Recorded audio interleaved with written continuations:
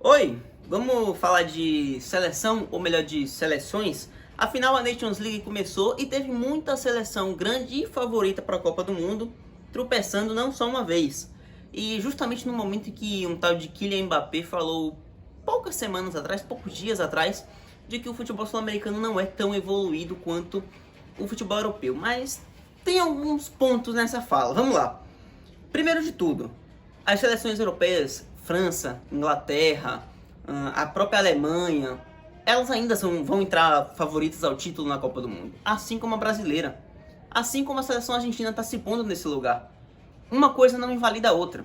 A questão é que todo mundo radicaliza muito, e principalmente com a fala do Mbappé, que acaba sendo um pouco tirada de contexto, porque na entrevista, quem viu a entrevista, ele acaba falando que as seleções europeias têm a oportunidade de jogar Nations e elas chegam melhores preparadas por conta das seleções sul-americanas como Brasil e Argentina não terem esses confrontos de alto nível durante a preparação, durante o ciclo de Copa do Mundo. Ele não mentiu. A nossa preparação acaba sendo inferior à das seleções europeias, porque justamente essa Nations League que eles estão jogando, eles jogam contra a Croácia, contra a Dinamarca, mas são seleções que vêm crescentes, são seleções de muito bom nível. A gente joga também contra seleções interessantes como o Uruguai. É difícil jogar contra o Uruguai, principalmente se for uma Copa do Mundo. É difícil jogar contra o Chile, é difícil jogar contra a Colômbia. Mas acaba que, pelo formato de eliminatórias, de ser muito longo, isso vai caindo um pouco de importância, principalmente no final.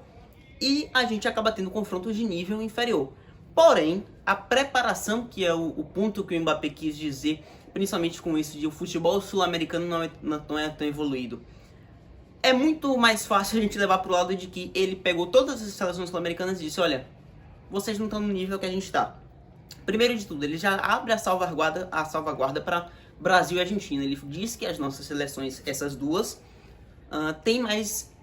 chegam menores preparadas porque tem um desnível na preparação em relação às seleções europeias. A gente já contextualizando isso, já tira um pouco da culpa do Mbappé.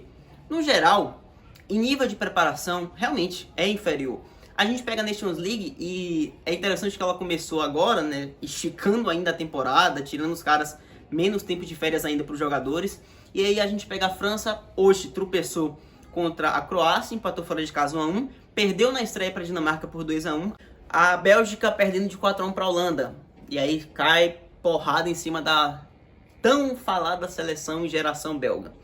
A gente teve mais uma seleção tropeçando, a gente teve a Inglaterra perdendo para a Hungria de 1-0. Esse resultado inclusive me surpreendeu, porque é o resultado que a gente tem pouco tempo atrás. A Inglaterra vai na Hungria e ganha de 3-0, que é o jogo que o Sterling sofre racismo e tudo mais, e que houve até punidos e tal.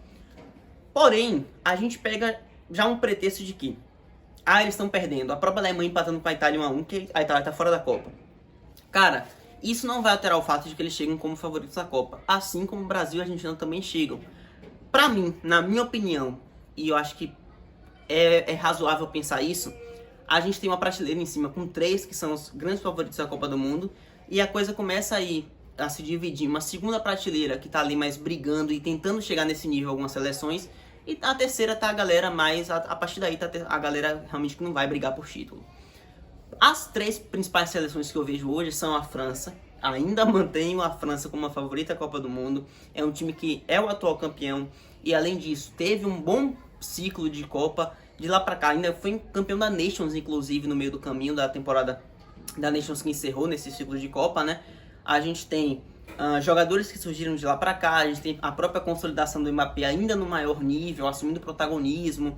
É uma seleção que melhorou. A volta do Benzema, a França se fortaleceu. Esses resultados podem tentar mascarar, mas ainda é um grande time. Isso não invalida, uma coisa não invalida a outra. A gente tem a própria Alemanha que se organizou da Copa para cá. A Alemanha cai na fase de grupos, e aí tem a maldição das campeões mundiais caindo em fase de grupos, que já dura 3 Copas, salvo engano. Mas é um time que se fortaleceu com o Flick ajeitando, renovando a seleção alemã, encontrando novas opções. Você tem jogadores jovens como Schlotterbeck, você tem o próprio lateral Raum do Hoffenheim, você tem jogadores surgindo na Alemanha, o Musiala, que surge nesse período de Copa. É uma seleção que também vai chegar forte na Copa, por mais que tenha tropeçado contra a Itália. Você tem a própria Holanda, que nem foi para a última Copa, mas seguiu para essa, goleou a Bélgica agora, mostrou força, é um time forte, é um time bem treinado, que tem uma expectativa de melhora até para chegar na Copa do Mundo. Uma coisa não invalida a outra, assim como a seleção brasileira é uma das top 3 favoritas da Copa do Mundo. Isso é nítido. A gente não pode querer entender que o Mbappé falou que a gente é inferior e tem a percepção de que os brasileiros criticam muito a seleção brasileira, enquanto lá fora a galera não faz muito diferente. Porém, nesse ciclo de Copa, inclusive, as coisas estão muito equilibradas, porque ninguém está se destacando muito além dos demais. Quem tem mais a possibilidade de fazer isso são Brasil e França. O Brasil foi muito bem nas eliminatórias dele, mas fica a dúvida de que, será que os testes que a gente está tendo é suficiente? Ok, até aí é passível de entendimento isso. E a França, que também tem, são uma lauda da outra. Brasil e França, para mim, são as que têm os melhores elencos. A França teve um período que ganhou a Nations League, continuou a preparação melhor, voltou o Benzema, teve gente surgindo. É uma seleção que também melhorou.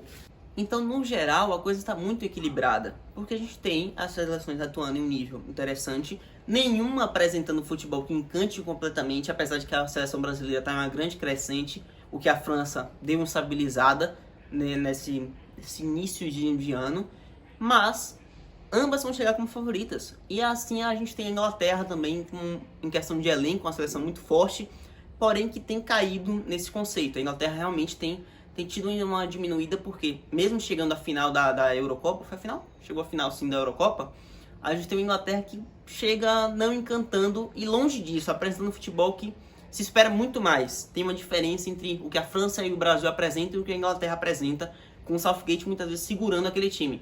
Mas a gente tem a crescente da Argentina na América do Sul. A Argentina está uma seleção em nítido crescimento, que vem de uma série invicta muito grande e tal, prestes a bater o recorde. Vai chegar na Copa do Mundo com a nítida impressão de que todos os jogadores do time vão dar a vida pro Messi ganhar.